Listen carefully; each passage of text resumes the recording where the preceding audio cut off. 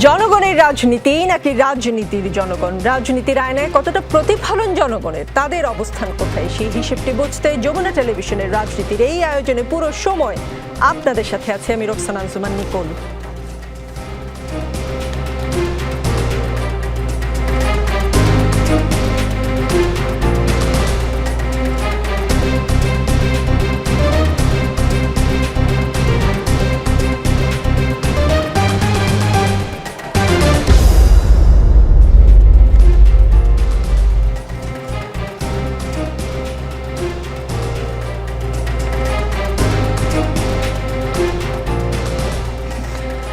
রাজনীতিতে আজকে আমাদের সঙ্গে আছেন আমার বাংলাদেশ পার্টি মানে এবি পার্টির সদস্য সচিব মুজিবুর রহমান মঞ্জু, আমাদের সঙ্গে আছেন জাতীয়তাবাদী গণতান্ত্রিক আন্দোলন এনডিএম-এর চেয়ারম্যান ববি হাজ্জাজ, আছেন বিএনপির জাতীয় নির্বাহী কমিটির সদস্য শেখ রবিউল আলম এবং আছেন বাসদের কেন্দ্রীয় সম্পাদক মণ্ডলীর সদস্য জনার্দন দত্ত নান্টু। সবাইকে অনেক ধন্যবাদ, কষ্ট করে আমাদের সেটে এসেছেন। Mujibur Rahman Manju, No way, that's not me.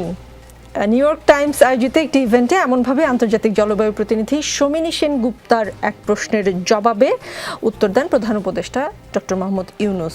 শমিনী তাকে প্রশ্ন করেছিলেন যে নির্বাচন হলে তাতে অংশ নেবেন কিনা ডক্টর ইউনূস। তো ডক্টর ইউনূস সাফ জানিয়ে দেন কোনোভাবেই নির্বাচনে অংশ নেবেন না। তাঁর এই অবস্থানকে আপনি কিভাবে দেখেন বা আপনার দল কিভাবে দেখে? নির্বাচনে তো অংশগ্রহণ করার সুযোগ নেই, কারণ আমরা আগে যেটা তত্ত্বাবধায়ক সরকারের বিধানটা দেখেছি, যদিও এটাকে সেভাবে ট্র্যাডিশনাল তত্ত্বাবধায়ক সরকার বলা হচ্ছে না। তত্ত্বাবধায়ক সরকারের যারা প্রধান থাকবেন বা সেখানে যারা উপদেষ্টা হিসেবে থাকবেন তাদের একটা শর্তই থাকে যে তারা ইমিডিয়েট যে ইলেকশন সেটা তারা করতে পারবেন না। এরপরের আইনটা আমি ডিটেলস জানি না যে এর পরের বারও তারা করতে পারবেন কিনা বা কখনো পারবেন কিনা, এটা বিধান আছে কিনা। তো এটা আমি মনে করি যে তার নিরপেক্ষতা বা তার যে জবাবদিহিতার জায়গা থেকে এটা তার পজিশনটাকে আমি সঠিক মনে করি এবং এটা আমি মনে করি যে উচিত হবে না আর কি। শেখ রবিউল আলম, আপনি বা আপনার দল কিভাবে দেখেন? আপনারা কি কোনো ধরনের আশঙ্কা বা এমন কোনো শঙ্কায় ছিলেন কি না যে ডক্টর মোহাম্মদ ইউনূস, আমি যতদূর জানি, আমার রিসার্চ টিমকে একটু অনুরোধ করবো, এখন নিয়মটা কি জানি যে তিনি যদি প্রধান উপদেষ্টার পদ থেকে পদত্যাগ করে নির্বাচনে অংশ নিতে চান তাহলে পারবেন নির্বাচনের আগে, এটাই আমার জানা বোঝা। তো তিনি নির্বাচনে অংশ নিলে আপনারা কোনো চ্যালেঞ্জের মুখোমুখি পড়ে যেতেন কিনা? ধন্যবাদ আপনাকে এবং ধন্যবাদ সহ আলোচক যারা আছেন, যারা যমুনা টিভির সাথে যুক্ত আছেন। প্রথমত, যে লক্ষ্যে এবং যে প্রয়োজনে একটা গণ আন্দোলনের ফলে এই অন্তর্বর্তীকালীন সরকার গঠিত হয়েছে, সেই লক্ষ্য এবং প্রয়োজনে যদি আপনি নিরিখে বিচার করেন তাহলে ডক্টর মোহাম্মদ ইউনূসের নির্বাচন অংশ নেওয়ার আমার ধারণা হচ্ছে যে পরিবেশ সুযোগ খুব কম। তারপরেও তিনি যদি প্রধান উপদেষ্টার পদ থেকে পদত্যাগ করে রাজনীতিতে আসতে চান, নির্বাচন করতে চান, আমরা স্বাগত জানাই। নির্বাচন এবং রাজনীতি দুটোই সবার জন্য উন্মুক্ত। এটা জন আকাঙ্ক্ষা ধারণ করে জনসমৃদ্ধি নিশ্চিত করার জন্য এবং ধরেন জনগণের যে সেবা সেটা ব্রত থাকার জন্য সবার জন্য উন্মুক্ত। সেই জায়গা থেকে ওই চ্যালেঞ্জ আমরাও দিতে চাই বা ওই চ্যালেঞ্জ আমরা নিতেও চাই। হ্যাঁ, কিন্তু আমি মনে করি না তো ডক্টর মোহাম্মদ ইউনূস যে প্রক্রিয়ার মাধ্যমে এখন অন্তর্বর্তীকালীন সরকারকে নেতৃত্ব দিচ্ছেন, যে প্রয়োজনে এই অন্তর্বর্তীকালীন সরকার গঠিত হয়েছে, সেখানে থেকে তিনি নির্বাচন করবেন বা নির্বাচন করতে চাইবেন সেই ধরনের কোনো ইঙ্গিত বা আপনার বা সিনড্রোম আমি এখনো পর্যন্ত দেখেছি বলে আমার কাছে মনে হয় না। অর্থাৎ তিনি তার দায়িত্ব সম্পর্কে বোঝেন এবং একটা গ্রহণযোগ্য নির্বাচনের আয়োজন করার ক্ষেত্রে তিনি যথা উপযুক্ত এবং কার্যকর ভূমিকা রাখবেন বলে মানুষ বিশ্বাস করে এবং ডক্টর মোহাম্মদ ইউনূসও সেটা মনে হয় নিজেও বিশ্বাস করেন। জি, জনার্দন দত্ত নান্টু, আপনি প্রথম আমার এই সেটে এই অনুষ্ঠানে এসেছেন, ধন্যবাদ আপনাকে। প্রশ্ন করেছিল নিউ ইয়র্ক টাইমসের যে অনুষ্ঠানটা, যিনি প্রশ্ন করছিলেন শমিনী, তার প্রশ্নের উত্তরে একদম ক্লিয়ারলি ডক্টর মোহাম্মদ ইউনূস বলে দিয়েছেন যে তিনি আসলে এই নির্বাচনের যে দৌড় প্রতিযোগিতা, নির্বাচনের দৌড়ে তিনি কিছুতেই অংশগ্রহণ করতে চান না। বাসদের পক্ষ থেকে আসলে কি ভাবনা ছিল এতদিন, মানে তিনি পরিষ্কার না করলেও কি আপনারা কি ভাবছিলেন তিনি এটার পার্ট হবেন কি হবেন না, আর হবেন না সেটা জানিয়ে দেওয়ার পর বাসদের এখন কি মনে হচ্ছে? ডক্টর মোহাম্মদ ইউনূস এই দায়িত্বটা উনি নিয়েছেন একটা গণ অভ্যুত্থান সে গণ অভ্যুত্থানের আকাঙ্ক্ষাকে পূরণ করার প্রাথমিক যে কাজ, সেই কাজটা করার জন্যই উনি দায়িত্ব নিয়েছেন। উনি এই ব্যবস্থায়, চলমান ব্যবস্থায় যে গলদ, সে গলদকে কিছুটা ওনার সামর্থ্য, ওনার অবস্থান থেকে, সেই অবস্থান থেকে উনি সেখানে তার কিছু সংস্কার করে তিনি একটা সুষ্ঠু নির্বাচন দিবেন।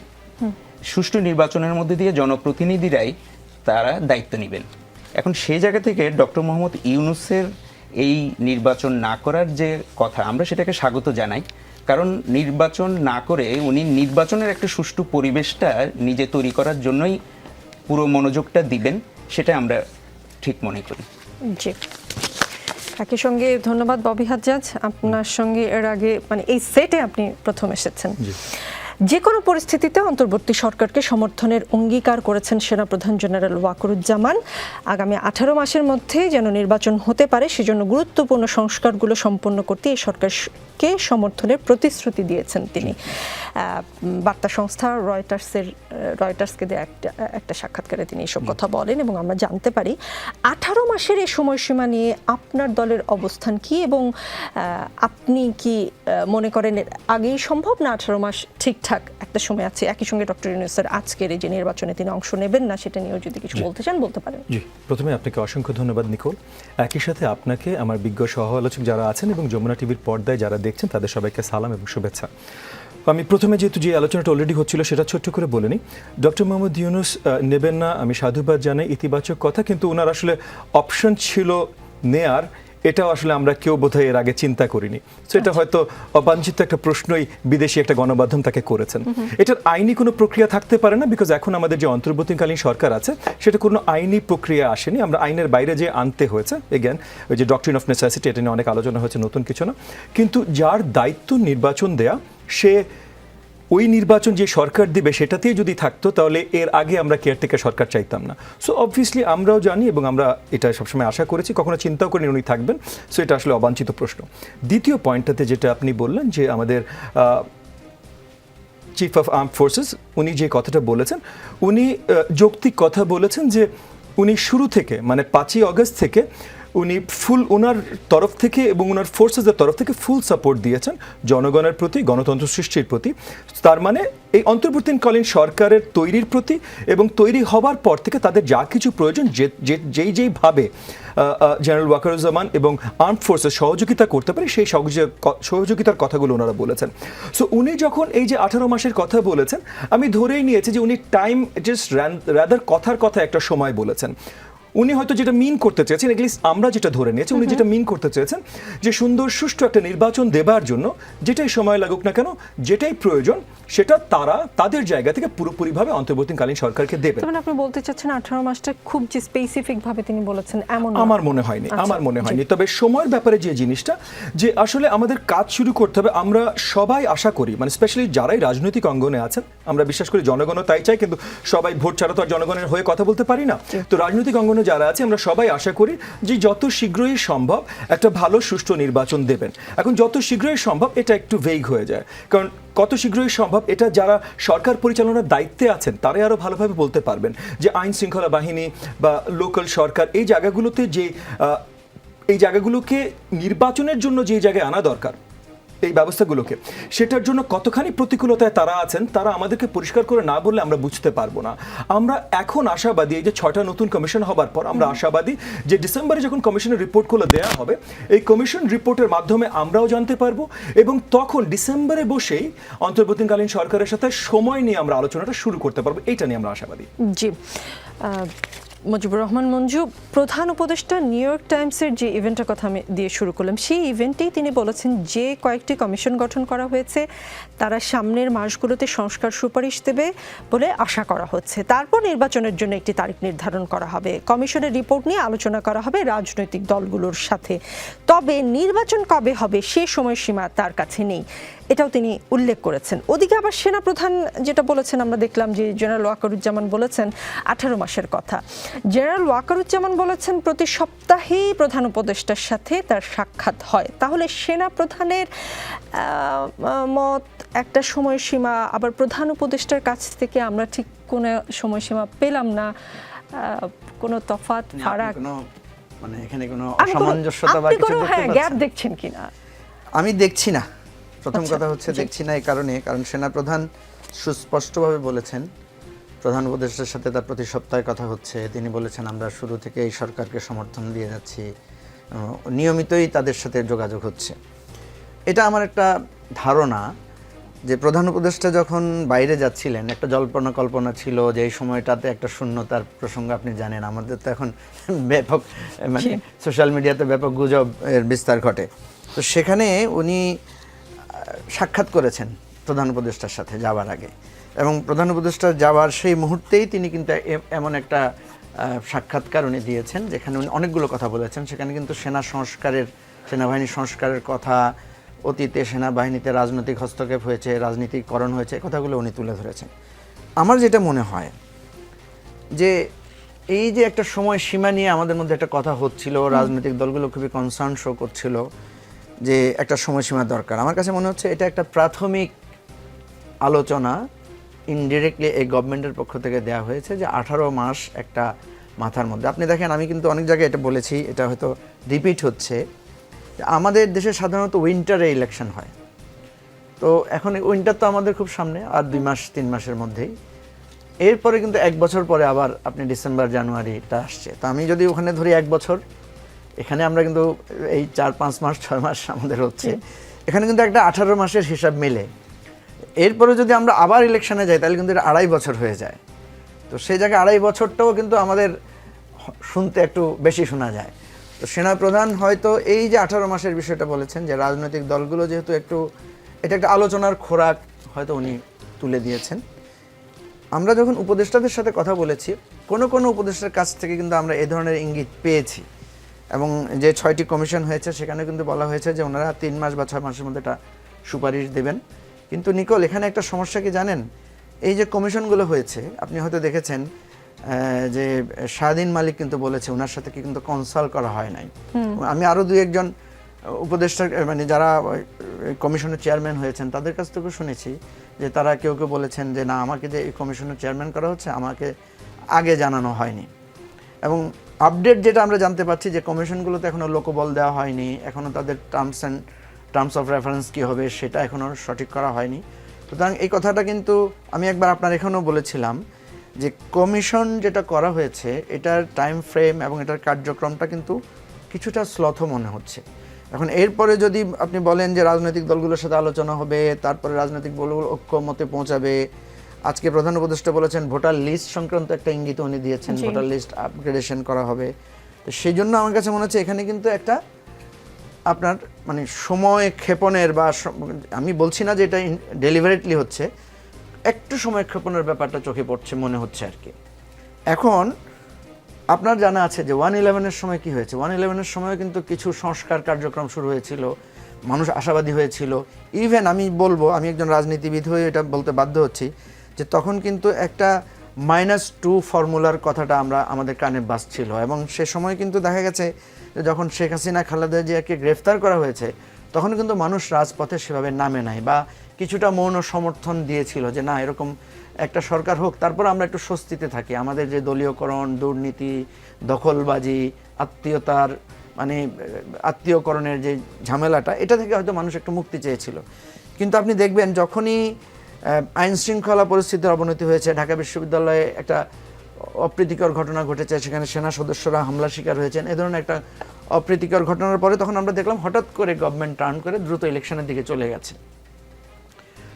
সংস্কার আমরা যেহেতু দীর্ঘদিন থেকে এখানে একটার পর একটা গণতান্ত্রিক প্রতিবন্ধকতা হয়েছে আমাদের দেশে, কিন্তু এবারের যেই গণ অভ্যুত্থান হয়েছে একই রকম না হলেও গণ অভ্যুত্থান কিন্তু কয়েকবারই হয়েছে। 90-তে গণ অভ্যুত্থান হয়েছে, 90-তে একটা প্রত্যাশার জাগরণ হয়েছিল, কিন্তু সেটা আবার ম্লান হয়েছে। আবার যেই মানে শেখ হাসিনা যখন ক্ষমতায় আসলেন উনি অনেক সুন্দর সুন্দর কথা বললেন, 10 টাকা চালের কথা বললেন, ঘরে ঘরে চাকরির কথা বললেন, কিন্তু আবার দেখা গেল যে মানে ফ্যাসিবাদের চূড়ান্ত রূপে আমাদেরকে উপনীত হতে হয়েছে। তো আমি যেটা বলছি যে 18 মাসের সময়টা যেটা বলেছেন সেনা প্রধান, এটা উনি বিচ্ছিন্নভাবে আলাদা করে বলেছেন এটা আমার মনে হয় না। এটার মধ্যে একটা কানেক্টিভিটি থাকতে পারে। আর দ্বিতীয় হচ্ছে যে এই কমিশনগুলো আমি মনে করি যে আরও দ্রুত ওয়ার্ক করা দরকার, এবং যদি না হয় মানে সবচেয়ে বেশি আশঙ্কার বিষয় জায়গাটা সেটা হচ্ছে সাধারণ মানুষ হয়তো সংবিধান সংস্কার, নির্বাচন কমিশন সংস্কার বা আপনার জুডিশিয়ারির যে রিফর্ম এগুলোর ব্যাপারে তারা বেশি কনসার্ন না, তারা হয়তো বেশি কনসার্ন যানজট নিয়ে, তারা হয়তো বেশি কনসার্ন দ্রব্যমূল্য নিয়ে, তারা হয়তো বেশি কনসার্ন এই যে আইন শৃঙ্খলা পরিস্থিতির অবনতি হচ্ছে, তারপরে আপনার এথনিক ক্ল্যাশগুলো হচ্ছে, এগুলোর ব্যাপারে তারা বেশি কনসার্ন। তো গভর্নমেন্ট যদি এই জায়গায় সতর্ক হতে না পারে, এই জায়গায় যদি ভূমিকা রাখতে না পারে, আরেকটি কথা আমি আপনাকে বলি, সেনাবাহিনী প্রধান যদিও বলেছেন যে উনি প্রথম থেকে সহযোগিতা দিয়ে যাচ্ছেন বা সমর্থন দিচ্ছেন, কিন্তু কেন যেন মনে হচ্ছে, দেখেন ম্যাজিস্ট্রেসি ক্ষমতা পাওয়ার পরও আইন শৃঙ্খলা পরিস্থিতির কিন্তু খুব বেশি উন্নতি হয়েছে বা মানুষের মধ্যে একটা আশাবাদ শুরু হয়েছে, এই বিষয়টা কিন্তু দেখা যাচ্ছে না। তো এই বিষয়টা আমি আপনার মাধ্যমে এটা রেজ করলাম। আর তার মানে হচ্ছে যদি আপনার কথা সাম আপ করি আমি, অন্তর্বর্তীকালীন সরকার প্রায়োরিটি লিস্টটা বোধহয় ঠিকঠাক মতো ঠিক করতে পারছে না। জনার্দন দত্ত নান্টু এক ধরনের শূন্যতার মধ্যে, যেটা সোশ্যাল মিডিয়ায় বলা হচ্ছে, ঠিক যেই সময়ে নিউ ইয়র্কে আছেন প্রধান উপদেষ্টা ডক্টর মোহাম্মদ ইউনূস, সেই সময় সেনাপ্রধান বিদেশি একটি গণমাধ্যমকে 18 মাসের কথা বলেছেন। সোশ্যাল মিডিয়ায় সেটা নিয়ে নানান ধরনের আলোচনা, কিছুটা গুজবের মতো হচ্ছে আর কি। তো যে প্রসঙ্গটি মুজিবুর রহমান মঞ্জু বলছিলেন বা আমি তাকে প্রশ্ন করেছিলাম যে আমরা প্রধান উপদেষ্টার কাছ থেকে কোনো লিমিটেড টাইম ফ্রেম পাইনি, কিন্তু যেটা আবার পেয়েছি সেনাপ্রধানের কাছ থেকে, আপনি কোথাও কোনো গ্যাপ দেখেন কিনা? গ্যাপ আছে কিনা সেটা আমি নিশ্চিত করে এখনই বলতে পারছি না বা বলা আমার পক্ষে সম্ভব নয়, কিন্তু আমি একটা জিনিস বলতে চাই, সেনাপ্রধান যে কথাটা বলেছেন এই কথা, এই ধরনের টাইম ফ্রেম দেওয়ার এখতিয়ার উনি রাখেন কিনা। নির্বাচন আয়োজন করবেন এই অন্তর্বর্তীকালীন সরকার। আমরা অন্তর্বর্তীকালীন সরকারের ভূমিকা নিয়ে প্রশ্ন তুলেছি। আমরা ইতিমধ্যে আমাদের দলের পক্ষ থেকে, আমাদের বাম গণতান্ত্রিক জোটের পক্ষ থেকে আমরা বলেছি যে আপনি এখনো পর্যন্ত, অন্তর্বর্তীকালীন সরকার এখনো পর্যন্ত কোনো রোড ম্যাপ ঘোষণা করেনি। তারা কি কি সংস্কার করতে চান এবং তার ধারাবাহিকতায় কবে নির্বাচন দিবেন, তাদের যে একটা রোড ম্যাপ, সেই রোড ম্যাপটা এখনো পর্যন্ত ঘোষিত হয়নি। মঞ্জু ভাই যে কথাটা বলেছেন, তাদের কাজের মধ্যে যে একটা শ্লথ গতি, সেটাও আমরাও দেখতে পাচ্ছি। তো কিন্তু এই বিষয়গুলো নিয়ে কথা বলার এখতিয়ার অন্তর্বর্তীকালীন সরকারের। আমরা তাদের মুখ থেকে শুনতে চাই, প্রধান উপদেষ্টার মুখ থেকে শুনতে চাই বা তাদের উপদেষ্টাদের মুখ থেকে শুনতে চাই, কিন্তু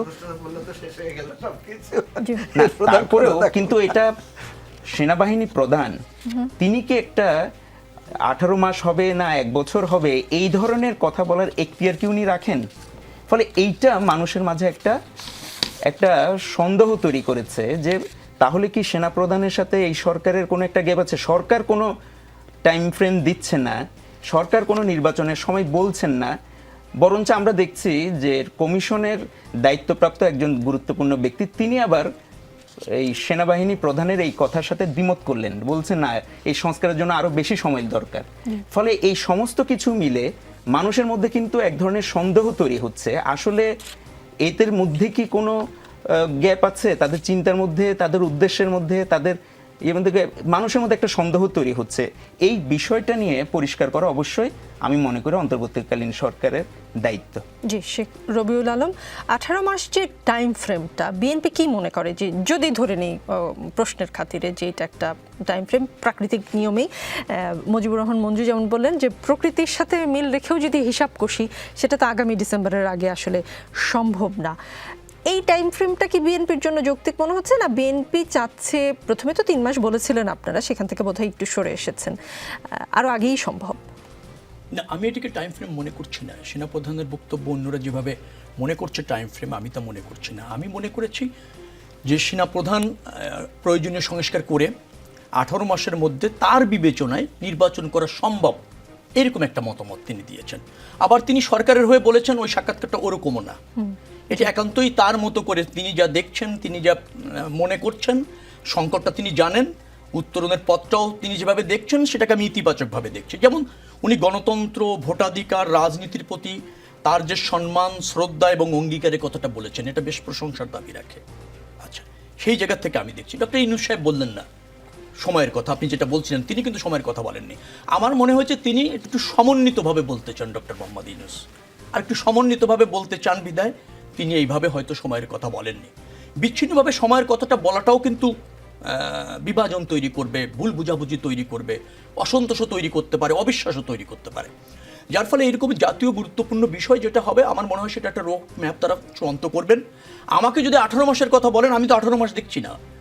আমি মনে করি সরকার ইতিমধ্যে যে সংস্কারগুলি চিহ্নিত করেছেন সঠিক, এবং সংস্কারের জন্য যে পদক্ষেপগুলি নিচ্ছেন সেটাও সঠিক। তবে এই সংস্কারের জন্য যে সময়টার কথা বলছেন সেটা আরও কম সময়ে সম্ভব। আমি মনে করি এই সংস্কারগুলি 6 থেকে 9 মাসের মধ্যে শেষ করে রাজনৈতিক দলগুলির সাথে বসে 1 বছরের মধ্যে নির্বাচন করা সম্ভব। সেটাই জনগণ চায়, কারণ জনগণ ভোটের ভিত্তিতে তার জনপ্রতিনিধি চায়, ভোটের ভিত্তিতে তার সরকার চায়। তো সে জায়গায় খুব বেশি কালেক্ষেপণের সুযোগ নেই। আমার বিশ্বাস হচ্ছে যে অন্তর্বর্তীকালীন সরকারকে যেভাবে রাজনৈতিক দলগুলি সহযোগিতা করছে, ছাত্র জনতা, সব শ্রেণী পেশার মানুষের যে আস্থাটা তাদের প্রতি তৈরি হয়েছে, তার অমর্যাদা তারা করবেন না, তাদের দায়িত্ব তারা বোঝেন। কিন্তু একটা জায়গায় আমি বলবো কিছুটা সমন্বয়হীনতা আছে, কিছুটা অগোছালো আছে। তাদের লক্ষ্যটা নির্দিষ্ট করে সংস্কারগুলির ব্যাপারে আরও ইনিশিয়েটিভ নেওয়া, আরও দ্রুত করবার ক্ষেত্রে মনোযোগী যদি হয়। আর রুটিন ওয়ার্কের মধ্যে দ্রব্যমূল্যের কথা যেটা আসছে, আইন শৃঙ্খলা পরিস্থিতি, তারপর ধরেন এই যানজট সমস্যা, নিয়মিত সমস্যা যেগুলি আছে, তার জন্য তো সংস্কারের প্রয়োজন নেই, সেগুলিতে ইনিশিয়েটিভগুলি নিলেই হয়, সেগুলির প্রতি জনগণের সমর্থন আছে। এ ব্যাপারে মনোযোগী হওয়া দরকার। তবে মনোসংযোগে কিছুটা ঘাটতি আছে, আর সমন্বয়ে কিছুটা অভাব আছে, এটা দৃশ্যমান এবং প্রতিষ্ঠিত। জি, মুজিবুর রহমান মঞ্জু, নিউ ইয়র্কে ক্লিনটন গ্লোবাল ইনিশিয়েটিভের এক অনুষ্ঠানে প্রধান উপদেষ্টা ডক্টর মোহাম্মদ ইউনূস বলেছেন এটি ছাত্র আন্দোলন খুব গোছানো ছিল। তার বিশেষ সহকারী মাহফুজ আলমকে মঞ্চের সামনে এগিয়ে দিয়ে ডক্টর ইউনূস বলেন গণ অভ্যুত্থানের পেছনে কারিগর মাহফুজ। যদিও মাহফুজ সবসময় বলে সে একা নয়, আরও অনেকে আছে, যদিও সে গণ অভ্যুত্থানের পেছনের কারিগর হিসেবে পরিচিত। আপনি কি ডক্টর ইউনূসের এই স্টেটমেন্টের সাথে একমত হলে কেন একমত, দ্বিমত হলে কেন একমত নন আপনি? প্রথম হচ্ছে, আমার কাছে মনে হয়েছে ডক্টর ইউনূস এই আন্দোলনের সার্বিক বিষয়াদি সম্পর্কে, আমি সম্মান রেখেই বলছি, উনি হয়তো ডিটেলস জানেন না। যতটুকু উনি একটা ধারণা করে নিয়েছেন বা যেই জিনিসগুলো পাবলিকলি এসেছে সেটার আলোকে উনি একটা স্টেটমেন্ট করেছেন। আমার কাছে যেটা মনে হয়েছে, আন্তর্জাতিক জায়গায় আমাদের এই আন্দোলনকে একটু গ্লোরিফাই করা দরকার ছিল। এবং আপনি তো জানেন যে এটা ইতিমধ্যে সারা পৃথিবীতে একটা আলোড়ন সৃষ্টি করেছে, এবং আমরা দেখেছি যে ডক্টর ইউনূস এবারের জাতিসংঘের উনি কিন্তু একটা বিশেষ আকর্ষণ হিসেবেও সেখানে উপস্থিত হয়েছেন। সবাই তাদেরকে সেভাবে অ্যাপ্রিসিয়েট করছে, সবাই এসে তাদের সাথে দেখা সাক্ষাৎ করছে, ছবি তুলছে, নানা রকমের ইভেন্ট আমরা দেখেছি। আন্দোলন গোছালো ছিল কি ছিল না, প্রশ্ন যেটা এসেছে যে আন্দোলন যখন আপনি দেখবেন যে একটা নতুন টার্মিনোলজি তারা দিয়েছেন, যেমন ধরেন বলেছে যে শাটডাউন, কমপ্লিট শাটডাউন, বা তার আগে তারা বলেছে যে সম্ভবত ব্লকেড বলেছে না এরকম, হ্যাঁ কমপ্লিট ব্লকেড। তারপরে আপনার রেজিস্ট্যান্সের কথা বলেছে, আপনার ওই যে রেমিটেন্স ব্লক দেওয়ার কথা তারা বলেছে। তাদের যে আইডিয়াগুলো, এগুলোর মধ্যে নতুনত্ব আছে। এবং আমরা দেখলাম যে একই সাথে ইয়াং জেনারেশন যারা আছে নিচের দিকে, স্কুল কলেজের পড়ুয়া ছাত্ররা, তারাও কিন্তু আবার সোশ্যাল মিডিয়াতে ব্যাপকভাবে নানা ধরনের ইভেন্ট থ্রো করেছে, নানা ধরনের কানেক্টিভিটি করেছে। তো এখানে যে একটা সুস্পষ্ট পরিকল্পনার ছাপ নাই এটা বলা যাবে না।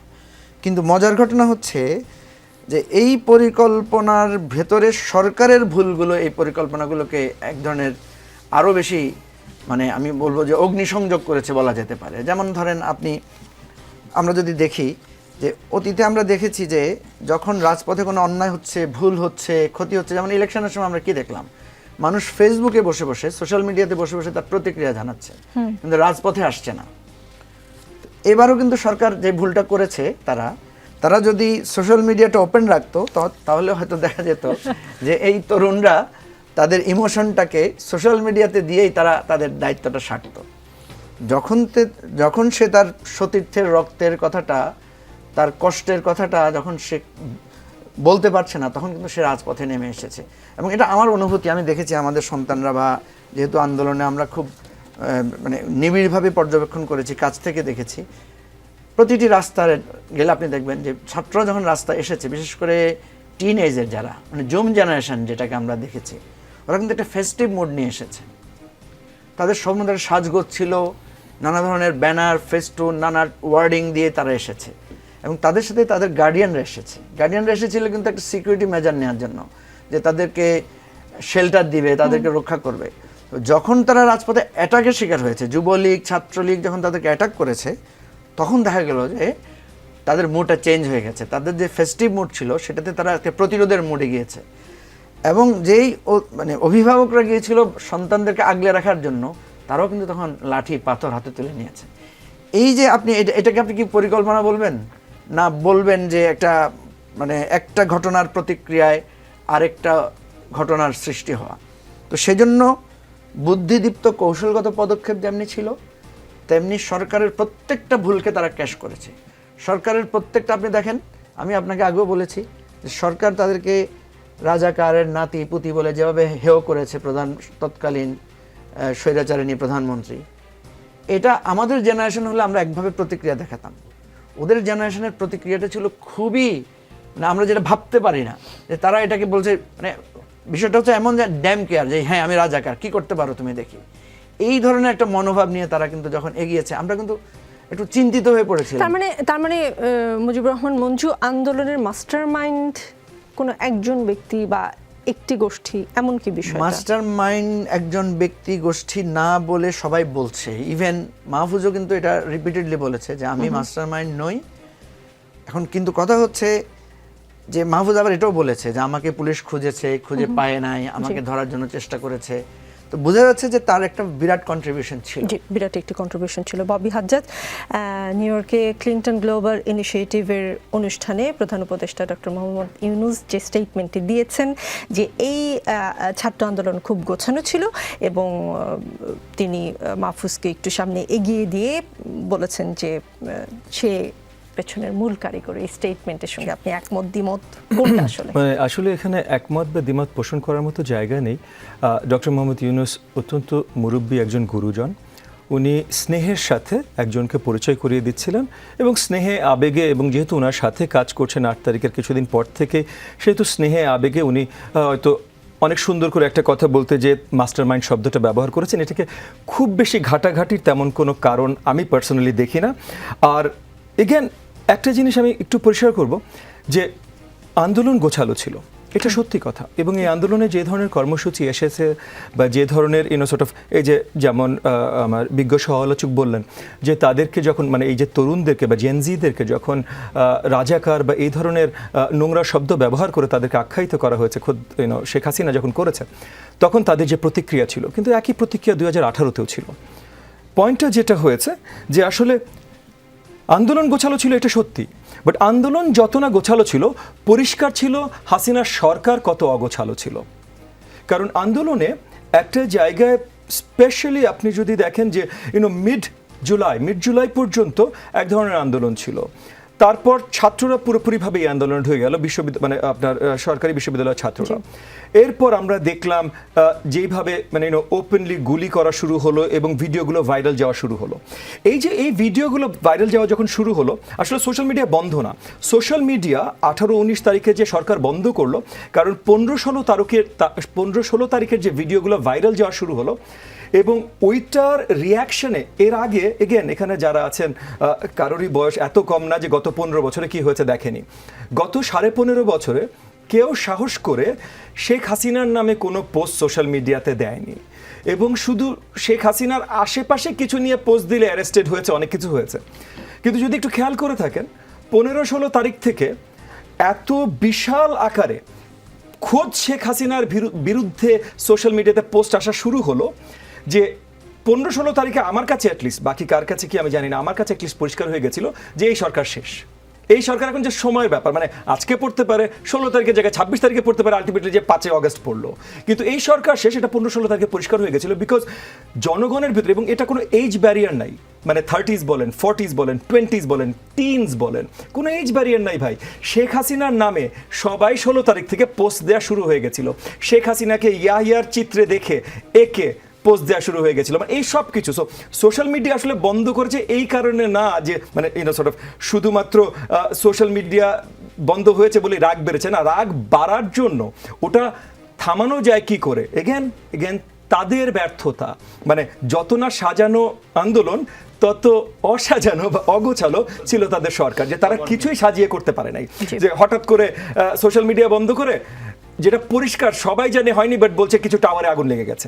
সাজানো দমন নীতি চাইছিলেন জি। দমন নীতির মানে- সাজানো মানে, গোছানো না, না, তাদের দমনেরও কোনো নীতি প্রকারই ছিল না। মানে তারা এত জায়গায়, মানে বিক্ষোভটা এত জায়গায় তারা তুলে দিয়েছে গত 15.5 বছরে, এমন কোনো গোষ্ঠী গ্রুপ বাদ দেয়নি যারা এই সরকারের উপরে ক্ষিপ্ত ছিল না, যারা হাসিনার উপরে ক্ষিপ্ত ছিল যেটা না। বলেছেন জি। যে যখন শেখ হাসিনা তাদেরকে রাজাকার বললো, তখন যে বললো যে কে বলেছে স্বৈরাচার, এই জন্য বললো যে সরাসরি, তখন তার মানে- শেখ হাসিনাকে তারা নির্ধারণ তারপরে করে বাবু ফেললো। হাজার, আপনি বলতে চাচ্ছেন আন্দোলন গোছানো যতটা না ছিল তার চেয়ে বেশি অগোছানো ছিল যে সরকারটি বিগত হয়েছে সেই বিষয়টাকে সরকারটা। সরকার আন্দোলন handle গোছালো করেছে ছিল, আগোছালোভাবে। আন্দোলন গোছালো ছিল, কিন্তু যত না ওটার ইম্প্যাক্ট হয়েছে তার থেকে অনেক বেশি ইম্প্যাক্ট হয়েছে সরকার কত ভুল করেছে। ineffective ছিল। জি, রাজনীতিতে বিরতি বলে কিছু নেই, ফিরছি একটু পরে।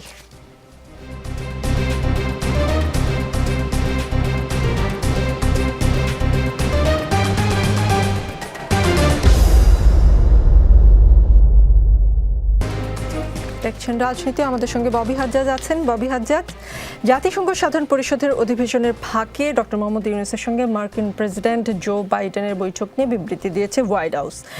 এতে জানানো হয়েছে যে বৈঠকে বাইডেন বলেছেন বাংলাদেশের নতুন সংস্কার কর্মসূচি বাস্তবায়নে যুক্তরাষ্ট্রের সমর্থন অব্যাহত থাকবে। যুক্তরাষ্ট্র কিন্তু নির্বাচনের চেয়ে সংস্কারের উপরেই জোর দিয়েছে এবং সংস্কারের কথাই বলেছে। তাহলে বিষয়টা কেমন হলো? প্রথমত আমি ইতিবাচকভাবে দেখতে চাই যে আলোচনা জো বাইডেন সাহেবের সাথে আমাদের মাননীয় প্রধান উপদেষ্টা ডক্টর মোহাম্মদ ইউনূসের হয়েছে। ওনার অবভিয়াসলি জো বাইডেনের আগে যারা ছিলেন ডেমোক্রেটিক পার্টির নেতৃত্বে এবং ডিএনসি এই সাথেও আছেন যারা, তাদের সাথে ওনার যেহেতু পুরনো একটা বন্ধুত্ব সম্পর্ক আমরা জানি, সেই ক্ষেত্রে আমরা চিন্তা করেছিলাম যে যুক্তরাষ্ট্রে অ্যাটলিস্ট জো বাইডেন যতদিন প্রেসিডেন্ট আছেন বা ডেমোক্রেটিক পার্টি যতদিন থাকবে, আমরা আরও বন্ধুসুলভ, বেশি বন্ধুসুলভ আচরণ পাবো। এবং সেখান থেকে ভিন্নতা কিছু যে আমরা পেয়েছি এই পর্যন্ত তা না। সো আমি সাধুবাদ জানাই যে আলোচনাটা হয়েছে। এখন পয়েন্ট হলো সংস্কারের, এটাতে আসলে জো বাইডেনকে বলবার বা হোয়াইট হাউসের যারা মুখপাত্র তারা কি বলছে এখানে তাদেরকে নিয়ে বলবার কিছু নেই, কারণ আমাদের অন্তর্বর্তীকালীন সরকারও সংস্কারের বাইরে কথা বলেননি। আমাদের অন্তর্বর্তীকালীন সরকার প্রথম থেকে মানে পরপর দুবার যে আমাদের মাননীয় প্রধান উপদেষ্টা জনগণের জন্য বক্তব্য রাখলেন, দুবারই উনি সংস্কারের কথা বলেছেন। এর ভিতরে একবার সময় নিয়ে আজকে কোনো একজন বিজ্ঞ আলোচক কথা তুলেছিলেন যে সময়ের ব্যাপারে ডক্টর ইউনূস কথা বলেছেন, কিন্তু উনি কথা বলেছেন, উনি ওনার পাবলিক বক্তব্যেই বলেছেন যৌক্তিক সময়, এবং উনি বলেছেন যৌক্তিক সময়, অন্যরা বলেছেন এই কথাটা এবং উনিও মেনে নিয়েছেন, এইভাবে উনি কথা বলেছেন। তো যৌক্তিক সময় একটা ছোট প্রবলেম হলো যৌক্তিক সময় কি বিষয় যৌক্তিক সময়, এবং যেহেতু বিষয়টাই আসলে আমরা এখন আরেকজন বিজ্ঞ আলোচক কথা বলেছেন রোড ম্যাপ নিয়ে, যেটাও আমরা সাধুবাদ জানি, আমরা রোড ম্যাপ চাই, বাট রোড ম্যাপ, সময়, যৌক্তিক সময়, সংস্কার, এই সব কিছুর আগে আসলে আমরা জানতে চাই যে অন্তর্বর্তীকালীন সরকারের লক্ষ্য উদ্দেশ্য কি। মানে একবার আপনি লক্ষ্যটা পরিষ্কার করার পর, উদ্দেশ্যটা পরিষ্কার করার পর আমরা ওই উদ্দেশ্য ভিত্তিক রোড ম্যাপের আলোচনায় আসতে পারি, ওই উদ্দেশ্য ভিত্তিক সময় কতখানি লাগবে আলোচনায় আসতে পারি, ওই উদ্দেশ্য ভিত্তিক যৌক্তিক সংস্কার কি কি প্রয়োজন সেটা আলোচনা করতে পারি। সংস্কার অত্যন্ত ভেগ একটা টার্ম। সংস্কার সবসময় চলবে, মানে যতদিন একটা দেশ থাকবে, যতদিন সরকার থাকবে, ততদিন সংস্কার চলবে। অন্তর্বর্তীকালীন সরকারের গোল সংস্কার হতে পারে না। তাদের যে গোলটা হবে সেই গোলটা বাস্তবায়ন করতে কি কি সংস্কার লাগবে এইটা তারপর রোড ম্যাপে আসবে, যেটা আমার একজন বিজ্ঞ আলোচক বলেছেন। সো আমি প্রথমে আশা রাখবো যে অন্তর্বর্তীকালীন সরকার থেকে তারা তাদের লক্ষ্য, তাদের উদ্দেশ্যটা ক্লিয়ার করবেন। এখন তারা মেহমান হিসেবে যেখানে গেছেন হোয়াইট হাউসে, তো যেই অন্তর্বর্তীকালীন সরকার মেহমান হিসেবে গেছেন, তারাই যেহেতু তাদের লক্ষ্য উদ্দেশ্য বলেননি, শুধুমাত্র সংস্কার নিয়ে কথা বলেছেন, সেখানে হোয়াইট হাউসকে তো আমরা দোষারোপ করতে পারি না তারা সংস্কারের বাইরে কি কথা বলবেন। এই বিবৃতিটাই দিবে সেটাই স্বাভাবিক। জনার্দন দত্ত নান্টু, সংস্কার প্রশ্নে বর্তমান সরকারকে অকুণ্ঠ সমর্থন ব্যক্ত করেছে যুক্তরাষ্ট্র এবং IMF ও বিশ্বব্যাংকের মতো প্রতিষ্ঠানগুলো বিভিন্ন সহযোগিতার কথা বলেছে। এসব সমর্থন ও সহযোগিতার ঘোষণাকে আপনি কিভাবে দেখছেন? মানে এসব বর্তমান সরকারের হাতকে শক্তিশালী করছে, নাকি তারা এই সরকারের কাছ থেকে কোনো স্বার্থ সিদ্ধির লক্ষ্যে এসব বলছে? আসলে এখানে একটা বিষয় আমাদের কাছে একটু পরিষ্কার হওয়া দরকার। সংস্কার কাদের জন্য প্রয়োজন? সংস্কার প্রয়োজন আমাদের দেশের জনগণের জন্য। গত 15 বছরের কথা বললে ভুল হবে। এটা শুধু গত 15 বছর নয়, এটা আমরা যদি ধরি যে এই স্বাধীনতার 53 বছর আমাদের দেশে মুক্তিযুদ্ধের পর থেকে যে শাসন ব্যবস্থা, সেটা জনগণের যে আকাঙ্ক্ষা, মুক্তিযুদ্ধের মধ্য দিয়ে জনগণের যে বৈষম্যহীন একটা সাম্যের বাংলাদেশের যে আকাঙ্ক্ষা, সেই আকাঙ্ক্ষা অনুযায়ী কিন্তু আমাদের দেশ পরিচালিত হয়নি। আমাদের দেশের মানুষের যে একটা শ্রমিক রাজ, কৃষক রাজ, যেটা মুক্তিযুদ্ধের আগে 3রা মার্চ এই পল্টন ময়দানে ছাত্রদের সমাবেশে যে ঘোষণাটা এসেছিল শ্রমিক রাজ, কৃষক রাজ প্রতিষ্ঠা করা, এবং মুক্তিযুদ্ধের পরে আমাদের যে সাম্যের বাংলাদেশ, সমাজতন্ত্রের বাংলাদেশের যে আকাঙ্ক্ষার মানুষ পোষণ করেছিল, এই 53 বছরে পুঁজিবাদী পদ্ধতিতে, লুটপাটের পদ্ধতিতে দেশ পরিচালনা করতে গিয়ে আজকে সেই বাংলাদেশকে, সেই মুক্তিযুদ্ধের চেতনা বা সাম্যের বাংলাদেশের চেতনা থেকে দূরে সরিয়ে দেওয়া হয়েছে। ফলে সংস্কারের যে আকাঙ্ক্ষা, সেটা হলো আমাদের দেশের সাধারণ জনগণের যে সংস্কারের আকাঙ্ক্ষা, সেটা হলো একটা, যেটা এই আন্দোলনের মধ্য দিয়েও সেই স্লোগানটা এসেছে, বৈষম্যমুক্ত বাংলাদেশ চাই। এবং বিগত 15 বছরে যে বাংলাদেশটাকে যে পথে, যে ফেসিস্ট শাসনের মাধ্যমে যে জায়গায় নিয়ে যাওয়া হয়েছে, মানুষের মধ্যে এই সংস্কারের আকাঙ্ক্ষাটা হলো, আমরা এমন একটা বাংলাদেশ চাই যেখানে এই দেশের শ্রমজীবী মানুষ, তার অধিকারটা বাস্তবায়ন হবে, সাধারণ মানুষের অধিকার বাস্তব, তার শিক্ষা, স্বাস্থ্য, অন্ন, বস্ত্র, বাসস্থানের অধিকার, মৌলিক অধিকারগুলো, সেগুলো পূরণ হবে। এখন এই সংস্কারের যে আকাঙ্ক্ষা সাধারণ মানুষের, সে আকাঙ্ক্ষা ধারণ করে আমরা রাজনৈতিক দলগুলো, আর এই আন্দোলনের মধ্যে দিয়ে যে অন্তর্বর্তীকালীন সরকার এসেছে, তারাও যে সংস্কারের কথা বলছে, অবশ্যই সাধারণ মানুষের এই সংস্কারের আকাঙ্ক্ষাটাকে ধারণ করেই তাদের কাজ করা উচিত।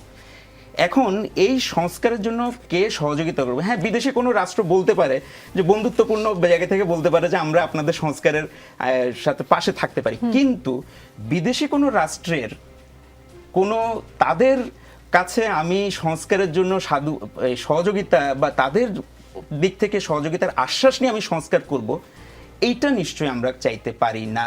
ফলে আমেরিকার দিক থেকে যেটা বলেছে, সেটা যদি বন্ধুত্বপূর্ণ জায়গা থেকে বলে থাকে, অবশ্যই আমাদের বলার কিছু নেই। কিন্তু সেটা যদি হয়ে থাকে যে একটা বৃহৎ রাষ্ট্র, তার যে একটা প্রভুত্বের একটা মনোভাব, সেই জায়গা থেকে আমাদেরকে বলছে, তাহলে এই বিষয়টা আমাদের অবশ্যই সচেতন হওয়া খুব দরকার। জি, শেখ রবিউল আলম বাংলাদেশে নিযুক্ত ভারতীয় হাই কমিশনার প্রণয় ভার্মার সাথে বৈঠক করেছেন বিএনপি মহাসচিব মির্জা ফখরুল ইসলাম আলমগীর, আমরা দেখেছি। তারপরে বুধবারে ভারতীয় বার্তা সংস্থা ANI এর সাক্ষাৎকারে ফখরুল সাহেব বলেছেন যে বিএনপি ও ভারতের সম্পর্ক নিয়ে কিছু ভুল বুঝাবুঝি ছিল, আমি মনে করি বরফ গলতে শুরু করেছে। এই বরফটা কোন উষ্ণতায় গলতে শুরু করলো?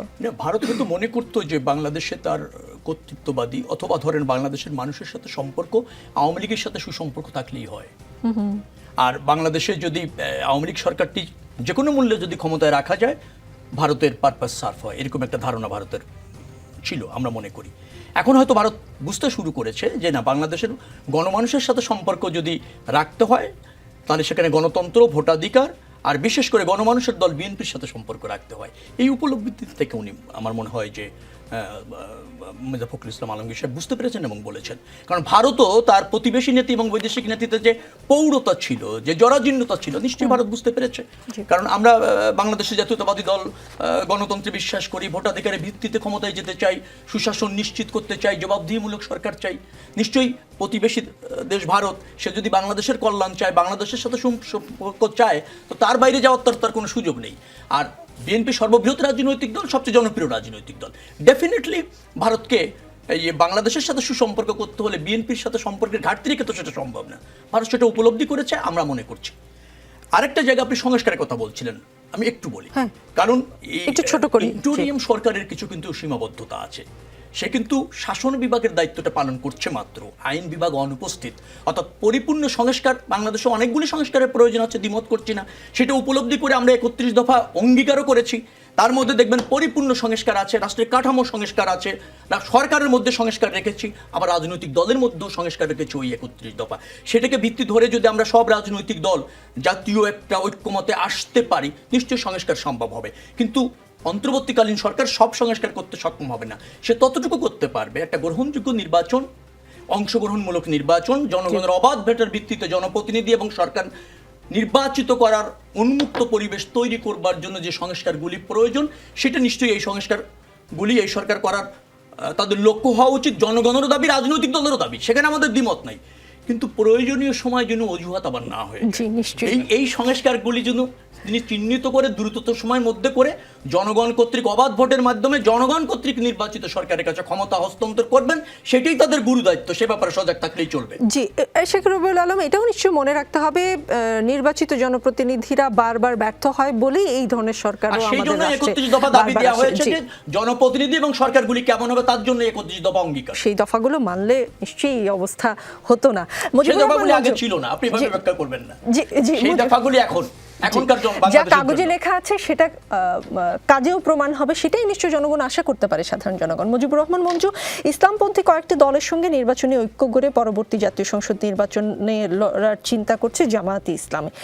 এই লক্ষ্যে দলটি ইতিমধ্যে অন্তত 5টি ইসলামী দল এবং আলেমদের সঙ্গে পৃথক বৈঠক করেছে। জামায়াত সূত্র জানিয়েছে বিএনপির সঙ্গে বনিবনা হওয়ার সম্ভাবনা কম। এটা কিন্তু একটি সূত্র বলেছে, বিশ্বস্ত কোনো সূত্রের কথা আমরা বলতে পারবো না। এমনটা ধরে নিয়ে দলের নীতি নির্ধারণী নেতারা অন্তর্বর্তী সরকারের অধীনে অনুষ্ঠিত যে সংসদ নির্বাচন হবে সেখানে ইসলামপন্থীদের সঙ্গে নিয়ে একটা নির্বাচনী ঐক্য গড়ে তোলার চেষ্টা করছে। তবে বিষয়টি এখনো চূড়ান্ত পর্যায়ে পৌঁছেনি। আপনারা এতদিন বিএনপির সঙ্গে ছিলেন, এবার কোন দিকে যাবেন? কারণ আপনাদের আসলে দুই দলের সঙ্গে ছিলাম না, একই সমমনা ছিলেন। যে সমমনা ছিলেন, আমরা আলাদা আমাদের স্বকীয় অবস্থান থেকে আমরা আন্দোলন করেছি। প্রথম কথা হচ্ছে যে আমি ওই প্রসঙ্গগুলোতে বলবো, সংস্কার প্রসঙ্গে আপনি যেটা সরাসরি জিজ্ঞেস করেছেন সেটা বলছি, যে ইসলামিক দলগুলোর মধ্যে যদি একটা অ্যালায়েন্স হয় তাহলে এটাও কিন্তু একটা সংস্কার। কারণ আমাদের দেশে মানুষের একটা সমালোচনা ছিল যে ইসলামপন্থীরা এত বিভক্ত কেন, তারা কেন এক হয় না। তো এবার যদি তারা এক হয় তাহলে এটাও একটা বড় ধরনের ঘটনা ঘটবে। তবে অতীতে কখনো আমরা দেখিনি যে কোনো ইসলামপন্থী দল বা ধর্মভিত্তিক দল, বা আমরা যদি ধরি যে বামপন্থী মতাদর্শিক দলগুলো, তাদের নেতৃত্বে কোনো জোট ইলেকশনে ভালো করেছে, এ ধরনের কোনো অভিজ্ঞতা নাই। তো সেই ক্ষেত্রে এই জন্য অতীতের অভিজ্ঞতার আলোকে আমি বলতে পারি, বরং আমরা দেখেছি ধর্মভিত্তিক দলগুলো তাদের দৃষ্টিতে যারা অধর্মীয় দল, যেমন বিএনপি বা আওয়ামী লীগ, ওদের অধীনে জোট করে কিন্তু তারা রেজাল্ট ভালো করেছে, আপনি যদি দেখেন। তো সেক্ষেত্রে আমি যেটা বলবো যে যদি এটা হয় নতুন করে, এটা একটা এক্সপেরিমেন্টের সুযোগও হবে, এবং এই যে দলগুলোর ভোট কি পরিমাণ আছে, কত পার্সেন্টেজ আছে, সেটারও একটা ভালো তথ্য আমরা পেতে পারি। তো সেই জন্য এটাকে আমি ভালোভাবে দেখি, খারাপ দেখি না। আপনি যেটা বলেছেন যে সংস্কারে জোর দিচ্ছেন কিনা সবাই, আমেরিকা দিচ্ছে কিনা, আমি তো মনে করি সংস্কারে সবাই জোর দিচ্ছে। কারণ আপনিই বলেছেন যে রাজনৈতিক দলগুলোর ব্যাপারে মানুষের ধারণা যে তারা সংস্কার করে না। যেমন এই যে আমরা সবাই মিলে কিছুটা আলাপ আলোচনা করে কিন্তু বিএনপি একটা 31 দফা সংস্কার প্রস্তাব দিয়েছে, আমরাও দিয়েছি। আপনি দেখবেন ওখানে 31 দফা কিন্তু সব সংস্কারের কথা বলা নাই, অল্প কিছু সংস্কারের কথা বলা আছে, আর বেশিরভাগ কথাই বলা আছে প্রতিশ্রুতি, যে আমরা নিয়োগে এই ধরনের স্বচ্ছতা অবলম্বন করব, আমরা মানে দলীয়করণ করব না। তো দলীয়করণ তো আমাদের সংবিধানে নাই, মানে আপনার নিয়োগ প্রক্রিয়া অস্বচ্ছতা তো আমাদের নিয়মে নাই। এটা তো হচ্ছে যে নিয়মটা প্রতিষ্ঠিত করার প্রতিশ্রুতিগুলো আছে। তো সেজন্য আমি যেটা বলি যে এই সরকারকে একটা গুরুত্বপূর্ণ যে 6টি বিষয় দিয়েছে, আমি আর অন্য সংস্কারে গেলাম না, গুরুত্বপূর্ণ 6টি সংস্কার, যেমন ধরেন সংবিধানের সংস্কার অবশ্যই লাগবে, নাহলে এটা ভয়াবহ একটা, আমরা সবাই কিন্তু বিপদে পড়ব। যারা গণভবনে গিয়েছে, যারা রাজপথে নেমেছে, তারা সবাই কিন্তু প্রচলিত আইন লঙ্ঘন করেছে। আপনি দেখেন আমাদের মুক্তিযুদ্ধ যেটা হয়েছে, এটা কিন্তু আমাদের পাকিস্তানের সংবিধানের ভিত্তিতে, এটা তো রাষ্ট্রদ্রোহ। ঠিক তেমনিভাবে এবারে যে গণ অভ্যুত্থান হয়েছে, এটা কিন্তু আমাদের যে ট্র্যাডিশনাল সংবিধান আছে সেটার ভিত্তিতে কিন্তু এটা অপরাধ, রাষ্ট্রদ্রোহ অপরাধ। কিন্তু আমরা দেখেছি মুক্তিযুদ্ধের পরে যে সংবিধান প্রণীত হয়েছে সেখানে মুক্তিযুদ্ধকে গ্লোরিফাই করা হয়েছে, যে এটা একটা জাতির মুক্তির আন্দোলন, মুক্তিযোদ্ধাদেরকে জাতির শ্রেষ্ঠ সন্তান হিসেবে সম্মান দেওয়া হয়েছে। তেমনিভাবে সংবিধান সংশোধন করে আমাদের এই আন্দোলনের যেই রক্ত যারা দিয়েছে, শহীদ যারা দিয়েছে, তাদেরকে জাতির শ্রেষ্ঠ সন্তানের স্বীকৃতির পাশাপাশি জি। তাদের আকাঙ্ক্ষাটাকে এখানে ধারণ করতে হবে। পাশাপাশি আমি সংক্ষেপে বলে ফেলি, আপনার সময় তারা আছে, জি দুদকের যেটা দুর্নীতি, এই যে বাংলাদেশের দুর্নীতি প্রত্যেকটা সরকারের সময় হয়েছে, কারো সময়ে মানে অল্প হয়েছে, কারো সময় পিয়ন 400 কোটি টাকা লুটপাট করেছে, পিয়ন, বাকিদের কথা নাই বা বললাম। তাহলে এই দুর্নীতির জায়গাটা সংস্কার এমনভাবে করতে হবে, অর্থ পাচার রোধের জায়গাটা স্পষ্ট একটা অবস্থান নিতে হবে, নির্বাচন ব্যবস্থাটাকে সংস্কার করতে হবে, এবং প্রশাসন এবং পুলিশ জি। যে কথাগুলো এসেছে, যেটা না করে নির্বাচন গেলে আবার দেখা যাবে যে আমরা আগের জায়গায় একই ফিরে যাব। অবস্থায়। ববি হাজ্জাজ, ক্রিকেট খেলা নিশ্চয়ই দেখেন, বাংলাদেশ টিমের ফেভারিট প্লেয়ার কে, সবচেয়ে পছন্দের খেলোয়াড় কে বাংলাদেশ টিমে? মানে আসলে আমার ক্রিকেট খেলা তেমন একটা দেখা হয় না আনফর্চুনেটলি, তবে যখন দেখতাম মুশফিকুর রহিম আমার খুব পছন্দের খেলোয়াড় ছিলেন। আমি বিশ্বাস করি তিনি এখনো খেলছেন। আপনি নিশ্চয়ই জানেন যে হত্যা মামলা হয়েছে ক্রিকেটার সাকিব আল হাসানের বিরুদ্ধে, শেয়ার কারসাজির জন্য 50 লাখ টাকা জরিমানা করা হয়েছে। জি। আজ তিনি টেস্ট ও টি20 থেকে অবসরের ঘোষণা দিয়েছেন। জি। সাকিব তার পলিটিক্যাল ব্যাকগ্রাউন্ড বা যাই হোক, সে ক্রিকেটার, তার এই অবসরের খবর miss দেখেন, করবেন একজন কিনা একজন তাকে? খেলোয়াড় যদি অবসর নিতে চান, বা যে কোনো কেউ তার যে কোনো কর্মরত ব্যক্তি যদি অবসর নিতে চান, তার পুরো অধিকার আছে অবসর নেবার। ভিন্ন বিষয় তার রাজনৈতিক পরিচয়। রাজনৈতিক পরিচয় দিয়ে কিছু আসে যায় না, কারণ আওয়ামী লীগ, শেখ হাসিনার আওয়ামী লীগ রাজনীতি করে নাই, তার অন্য কাজ করেছে, তো আমি এদেরকে রাজনীতিবিদও ধরি না, সো সেটা আরেকটা ভিন্ন বিষয়। বাকি আসেন তার খেলার কতখানি অধিকার আছে বা কি আছে, এইটা যদি তার বিরুদ্ধে কোনো আইনত অপরাধ প্রমাণিত না হয়, বা সরকার যদি তার বিরুদ্ধে কোনো ব্যবস্থা না নেয়, ততক্ষণ পর্যন্ত নিশ্চয়ই তার খেলার অধিকার আছে। তবে হাসিনা সরকারের দোসর যারা ছিল, তারা যেইভাবে মানে যতগুলো criminal activity including and not limited to গণহত্যার সাথে জড়িত, তাতে অত্যন্ত মুশকিল হবে প্রমাণ করা যে এই সরকারের আমলে যারা সংসদে ছিল বা ক্ষমতাবান অবস্থায় ছিল, তারা কোনোভাবেই তারা সর্ট অফ এই যে মানে একসাথে কাজ করেনি এই সরকারের ক্রিমিনাল অ্যাক্টিভিটিগুলোতে। আমি ছোট্ট দুই একটা কথা এডিশনালি একটু অ্যাড করতে চাই, যদি অ্যালাউ করেন। এই যে সংস্কার নিয়ে কথা হচ্ছে, এবং আজকে আমাদের বিজ্ঞ আলোচকরাও কথা বলছেন, এখানে আমি প্রথমে কথাটা একটু শুরু করেছিলাম যে সংস্কার অত্যন্ত ভেগ একটা টার্ম, এবং সংস্কার এই যে কথা হচ্ছে দুদকের সংস্কার, দুদক এগেন সব জায়গায় সংস্কার দরকার, বা দুদক আইন যদি দুদকের আইনগুলো যদি দেখেন, অল্প কিছু দুর্বলতা আছে, আসলে কয়েকটা আইন আছে যেটা শক্ত করা দরকার, বাট তার বাইরে অ্যাজ ফার অ্যাজ স্ট্রাকচারাল বা আইনে দুদকে খুব বেশি সংস্কার করার দরকার নাই। প্রবলেম যেটা হলো আমাদের সংস্কৃতির প্রবলেম ভাই। সংস্কৃতি আপনি দুই একটা সংস্কার, মানে দুই একটা লিগাল সংস্কার দিয়ে এটা করতে পারবেন না, এটা গোজ ওভার টাইম। এই যে যেমন মনে করেন যারা অর্থ পাচার করেছে, আমাদের কারেন্ট মানে এই দেশের কারেন্ট আইনে এইটা মানে বিশালভাবে দণ্ডনীয় অপরাধ, এটা ট্রিজন সমতুল্য অপরাধ, মানে আপনার ফাঁসি হয়ে যাবে এটার জন্য। এটা তো অলরেডি আইনে আছে, থামাতে পেরেছেন না, বিকজ আমাদের সংস্কারটা নষ্ট, সেন্ট্রালাইজড ক্ষমতা, এবং সেখান থেকে আমরা উল্টাপাল্টা করতে চেষ্টা করছি। একইভাবে 71-এ যেমন যখন আমরা মুক্তিযুদ্ধে গেছি, আমাদের যে ভাইরা, আমাদের যারা গেছেন, তারা পাকিস্তানের বিরুদ্ধে ট্রিজনাস অ্যাক্ট করেছেন। জুলাই আগস্টের গণ অভ্যুত্থানে কোনো ট্রিজনাস অ্যাক্ট হয় নাই। আমাদের সংবিধান সংস্কার দরকার, জাস্ট বিকজ ট্রিজনাস অ্যাক্ট হয় নাই বলে সংবিধান সংস্কার দরকার না তা না, সংবিধান সংস্কার দরকার। এবং বড় দাগে আমাদের সংবিধানে কি কি সংস্কার দরকার, এইটা একটা মতো আগে থেকেই মানে গত 52 বছরে পরিষ্কার হয়ে গেছিল, বাট মোর সো গত কয়েক সপ্তাহ আলোচনায় জনগণের যারা ইন্টারেস্টেড এটা শোনার, তাদের সবার কাছে পরিষ্কার। সো এই সংস্কারগুলো আমরা যদি একটা প্রমিস পর্যন্ত নিয়ে নেই রাজনৈতিক দলদের কাছ থেকে, কারণ রাজনৈতিক দলই কিন্তু যদি নির্বাচনের মাধ্যমে আসে, তাহলে সম্পৃক্ততা, জনগণের সম্পৃক্ততা নিয়ে আসে, যেখানে তারা অধিকারটা পায় এই সংস্কারগুলো করবার। এই সংস্কারগুলো এটার মাধ্যমে আসুক, আমি চাই। নিশ্চয়ই। রাজনীতিতে শেষ কথা বলে কিছু নেই, আগামী রবিবার রাত 9টায় আবারও দেখা হবে, সাথেই থাকুন।